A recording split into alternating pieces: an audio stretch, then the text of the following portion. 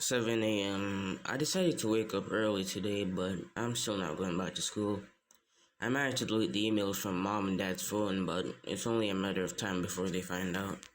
Usually, I'd walk to the gas station and meet Christopher, but today he wanted to pick me up. He said it's time you meet the rest of the family.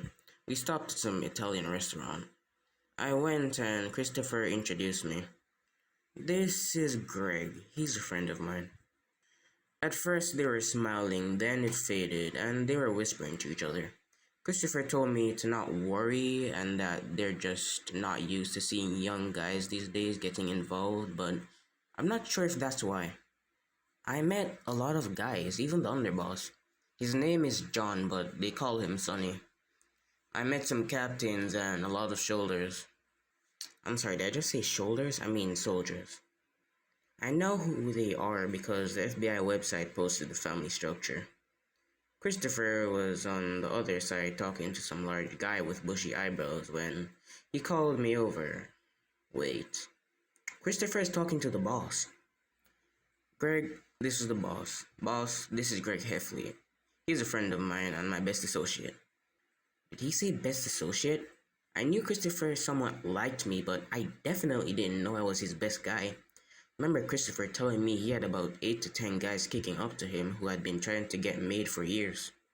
I ate dinner with some of the guys and Christopher drove me home, but I guess mom and dad would find out about school eventually, because I came home to find them waiting for me at the door. Let's just say they were not too happy about it.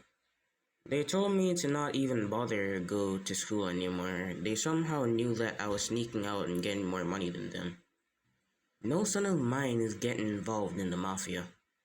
I thought they would ground me, take away my earnings, or something of that sort, but she just kicked me out. I called Christopher and told him everything, and he said I could stay at his place for the time being. I wasn't really bothered by it. To be honest, it was kind of relieving to not have mom and dad on my back all the time over dumb shit like school. Christopher picked me up and I hit the sack immediately. Since I'm not legal age to rent an apartment, Christopher let me live in his spare room. He said to get ready for tomorrow and that it's gonna be a turning point of my life. 8:30 a.m. I woke up and got dressed. Christopher said he had something to deal with and that he wouldn't be home, so I made myself some eggs and made my way to the gas station. Christopher hooked me up with his old ride and Dad gave me driving lessons for my 13th birthday, so it wasn't that hard. Christopher was waiting for me in his office. He looked more serious than usual. I could tell something was wrong. I need your help with a hit. A hit? Is he really asking me to help him with a hit? The only thing I could say was yes. He told me the guy was a captain for a rival family, and that he tried to place a hit on the boss a while ago. And now that he's out of the can in the open, he wants him dead. Christopher told me that if I do this, he could move up and I could get made. That was more than enough convincing for me. We made our way to this Waffle House he was having breakfast at.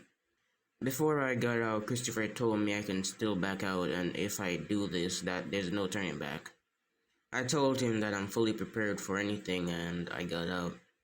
I saw him eating by himself in a far table near the back and I just did it. I ran out the Waffle House and went into the car and Christopher took off. We stayed at his trap house a couple of hours away from Plainview just in case feds find out anything.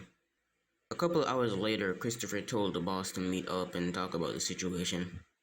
We got there and sat down with the boss. It was the same place I met the rest of the family. Christopher talked with him for a bit, then told me that the boss wants to talk to me separately. You did a big favor for me. When the book opens up, you're getting made. Did he say I'm getting made? I remember Christopher telling me that the books only open when guys die so the families can stay balanced. And how long will that take? On the ride home, I told Christopher about it and he said it takes around 1 to 3 years for the books to open. We got home and I ate some leftover cannoli and went to bed. Little did I know what would be ahead of me. 2 years later. Wow, it's been a while since I wrote in this thing. Ever since it hit, I've just been getting busier with more and more jobs. Well, let me just give a quick summary. After the hit, Christopher got promoted to captain, meaning he has his own crew of guys now. So, 2 years passed and I'm doing more work for all the guys, but mostly Christopher and the boss. Well, Christopher gave me a heads up that the book to open again and the making ceremony will begin tomorrow. So all my work for this family will finally pay off. 7 a.m. I got up early today. I still can't believe that I'm getting made. I know I deserve it, especially after the hit, but it's still an achievement. Oh yeah, I forgot to mention how my family's doing. Roderick's band took off and he makes more than enough money to take care of himself. And I give Manny $200 a week to keep him good. I haven't talked to mom or dad since they kicked me out the house, and frankly, I don't care. It was a huge relief having them off my back anyways. 9 a.m. I reported to the gas station to meet up with Christopher. He said he wants to talk to me before I get made. Once you get made, you won't be my guy anymore. And you'll have to find your own recruits. But since you were my guy, you're going to be part of my crew. Meaning you'll have to kick up 20% weekly. He went on about how he'll recruit me onto his crew and all my responsibilities, blah blah blah. What I was most excited about was of course the money, but to recruit a friend to be my associate.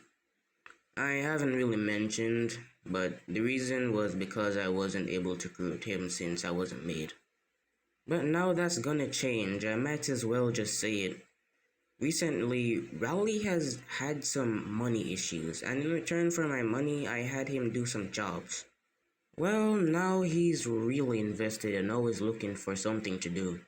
So I guess he's my first person to be my associate. 5 p.m. I drove over to where the ceremony was taking place. It was some casino, but the actual room was in the back. I went and Christopher was waiting for me. He told me that I was next. I walked in the room and recognized everyone. Captains, the boss, I have no idea what that is, and the underboss. They introduced me and began the ceremony. Repeat my words.